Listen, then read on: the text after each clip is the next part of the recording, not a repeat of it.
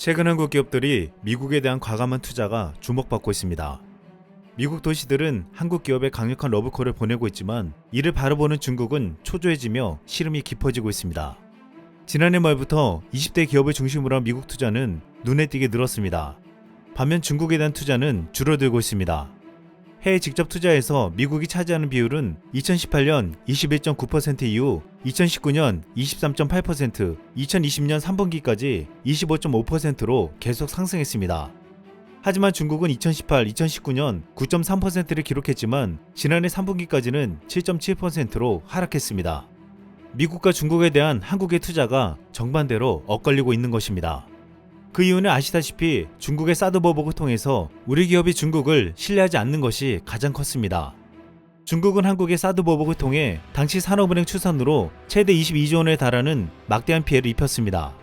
또한 최근에도 호주에 대한 경제 보복을 하며 똑같은 행태를 보이고 있습니다. 이 때문에 우리 기업들은 신뢰할 수 없는 중국 대신 미국을 선택했습니다.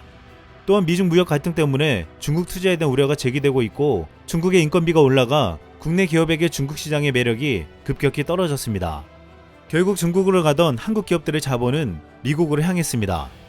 SK그룹은 인텔의 낸드 플래시 사업을 10조 원에 인수해 20%가 넘는 시장 점유율로 삼성전자에 이어 2위로 올라왔고 미국 수소 에너지 기업인 플러그 파워의 지분 인수에 1조 6천억 원을 투자했습니다. CJ 제일제당은 2조 원을 들여 미국 식품업체 슈안스를 인수해 미국 유통망을 확보했습니다. 또한 삼성전자는 최근 11조 원 이상을 투자해 미국 텍사스주에 반도체 공장을 짓는 것을 검토하고 있습니다. 삼성전자는 중국에 있는 스마트폰 공장과 TV 공장을 지난해 문 닫으면서 탈중국을 진행하고 있으며 중국에 대한 투자보다 미국으로 눈을 돌리고 있습니다. 그런데 최근 삼성전자가 미국에 반도체 공장을 짓는다고 하자 현지에서는 삼성을 유치하기 위한 러브콜이 쇄도하고 있습니다.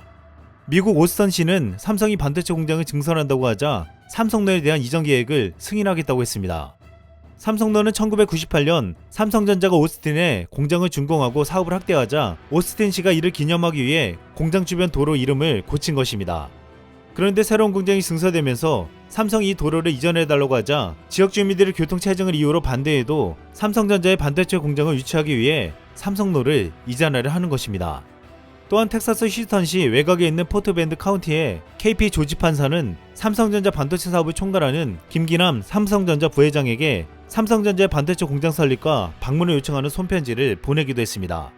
그는 개인 트위터를 통해서도 삼성을 크게 환영할 것이라는 공개서한 내용을 올렸습니다. 한국과 달리 미국 내 카운티 판사는 선출직으로 투표를 통해 뽑히기 때문에 투자 유치 등을 통해 표심을 확보하고 있습니다. 따라서 조지 판사는 지역 내 열망을 반영해 삼성전자를 유치하려고 안간힘을 쓰고 있습니다. 현재 포트 밴드 카운티는 오스틴으로부터 2시간 거리에 있는 곳으로 삼성전자 반도체 공장을 유치하기 위해 경쟁을 벌이고 있습니다. 또한 여기에 뉴욕주도 뛰어들어 재정적인 인센티브를 주며 삼성전자 반도체 공장 쟁탈전에 참여했습니다. 삼성전자는 미국에서 TSMC와 반도체 유탁 생산 1, 2위 경쟁을 하면서 현재 공장을 증설해 경쟁에서 이기겠다는 계획을 세우고 있습니다. 최근 삼성전자가 추격하는 세계 1위 반도체 파운드리 기업 TSMC는 주가가 폭락하며 시가총액 66조 원이 증발되었습니다. 인텔이 올해부터 아웃소싱을 한다는 보도로 최근 상승했지만 인텔이 2023년까지 자체 생산하겠다는 입장을 밝혔기 때문입니다. 삼성전자 반도체는 올해 사상 최대인 35조 원을 투입해 반도체 설비를 늘리려고 하고 있습니다. 이렇게 한국 기업들의 미국 투자를 바라보는 중국은 조바심을 내고 있습니다. 삼성전자와 현대차 등 한국 기업들이 중국에서 철수한 데 이어 최근 중국을 최대 생산 기지로 두었던 미국의 글로벌 기업 애플도 빠르게 움직이고 있습니다. 애플은 올해 중순부터 베트남 지역에서 아이패드 생산을 시작한다고 알렸는데 애플이 아이패드를 중국 이외의 지역에서 생산하는 것은 이번이 처음이라고 했습니다. 또한 애플은 이르면 이번 분기부터 인도에서 아이폰 12 시리즈를 생산할 방침이라고 했습니다. 이미 사드 보복으로 중국 시장에서 철수를 준비했던 한국 기업들을 시작으로 앞으로 미국 기업들과 수많은 글로벌 기업들이 중국을 떠날 것으로 보이고 있습니다. 그동안 미국은 높은 경제 성장률과 낮은 법인세율 등 기업의 우호적인 경영 환경을 제공하면서 한국 기업들에게 매력적인 투자처가 되었습니다. 특히 사드 보복으로 국내 기업들을 쫓아낸 중국으로 인해 미국에 대한 투자는 더욱 커졌습니다. 2019년에는 하나 에어로스페이스가 미국 항공기 부품 회사인 이덱 테크놀로지를 인수한 데 이어 KCC가 세계 3위 미국 실리콘 업체인 모멘티브를 인수했습니다.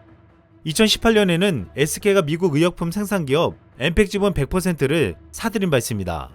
최근 현대자동차는 미국의 로봇 기업 보스턴 다이내믹스를 인수하며 전통적인 자동차 기업에서 혁신적인 모빌리티 기업으로 진화를 꾀하고 있습니다.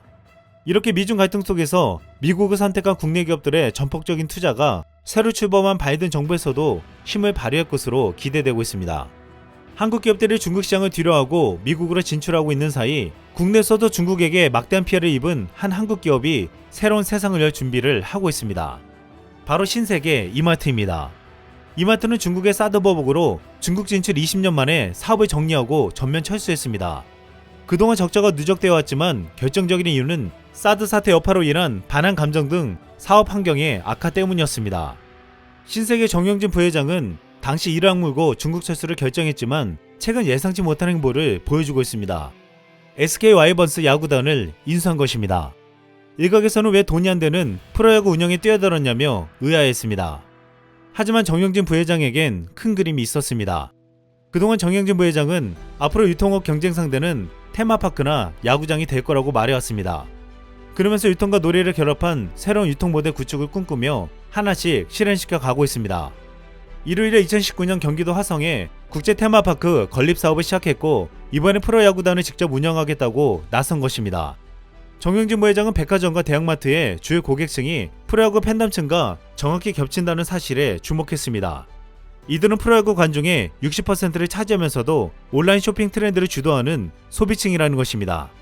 온라인 사업에 뒤늦게 뛰어든 이마트 등 유통 공룡들은 현대 쿠팡이나 마켓컬리 등의 젊은 소비층을 빼앗겨 고전하고 있습니다. 이를 신세계는 야구라는 여가 레저에서 시작해 나중에 쇼핑 유통 콘텐츠와 전복할 계획을 세워 극복하겠다고 했습니다. 일각에서는 이를 두고 쿠팡 와우와 네이버 플러스를 누르는 정영진의 신의 한 수가 될 것이라고 말하기도 했습니다. 이마트 야구단 인수에 팬들의 불만도 쇄도했지만 신세계 관계자는 SK 와이번즈 팬카페에서는 이제 마트는 이마트만 이용하겠다는 충성고객 확보 전략이 효과를 발휘하고 있다고 말하기도 했습니다. 지금 신세계가 이렇게 새로운 시도를 하는 중요한 이유가 있습니다. 지난 15일 미국 유통시장의 공룡인 히어스홀딩스가 적자를 견디지 못하고 파산 신청을 했습니다. 히어스는 687개의 백화점과 대형마트를 운영하고 있고 직원만 6만 8천 명을 고용하고 있는 미국의 대형 유통기업이었습니다. 하지만 전자상거래 업체인 미국 아마존의 공격을 견디지 못하고 사라지게 되었습니다. 히어스의 몰락은 신세계에도 위기감을 느끼게 해주고 새로운 변화를 꾀하지 않을 수 없게 만들었습니다. 이제 신세계는 야구장을 라이프스타일 센터로 바꿔 야구뿐만 아니라 마트와 백화점은 물론이고 대형 복합 쇼핑몰에 야구장이 포함되는 대형 프로젝트를 진행할 예정입니다. 또한 장기적으로 동구장을 만들어 야구장은 스포츠와 엔터테인먼트가 만나는 다목적 시설을 구축하겠다고 했습니다. 신세계 이마트는 오랫동안 공들인 중국에서 한순간에 쫓겨나고 미국에서 공룡기업이 변화를 이기지 못하고 무너지는 것을 보았습니다. 이제 이 같은 경험을 토대로 위기를 극복하고 신세계는 신세계를 열 준비를 하고 있습니다. 또한 한국 기업들은 중국에 보란듯이 새로운 시대, 새로운 시장에 대한 담대한 도전을 해나가고 있습니다. 이상 쓸멍이었습니다.